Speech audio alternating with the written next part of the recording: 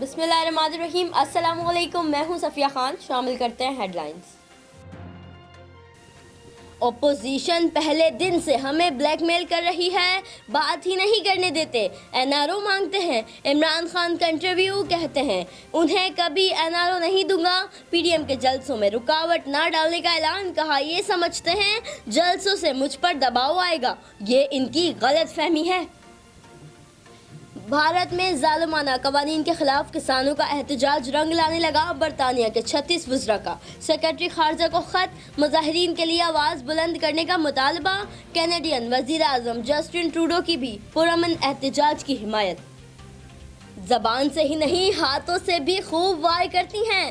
فردوسہ شکاوان نے کراٹے کا داؤ لگا کر ٹائلز توڑ ڈالی, کہا ذہن میں اپوزیشن کو رکھ کر مکہ مارا تھا. میڈیا سے گفتگو میں بولی, وزیر اعظم کو گھر بھیجنے کی بات ذہنی معذوری ہے, ان سیاسی مریضوں کا بھی علاج کریں گے.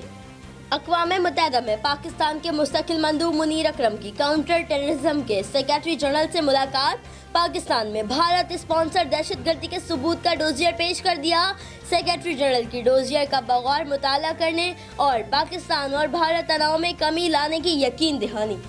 کراچی کی صفائی تو نہ ہو سکی, کے ایم سی کے اپنے دفتر کی دھلائی ہو گئی. کورونا کے شکار ملازم کے بےہودہ انتقام کے بعد واٹر ٹینڈر منگوا کر بلڈنگ کا چپا چپا دھویا گیا. کمروں کو اچھی طرح ڈس انفیکٹ کیا گیا. فی الوقت اتنا ہی. مزید خبروں اور اپڈیٹس کے لیے وزٹ کیجیے ہماری ویب سائٹ csnlive.tv. اس کے علاوہ آپ ہمیں فیس بک اور ٹویٹر پر بھی جوائن کر سکتے ہیں. دیکھتے رہیے CSN.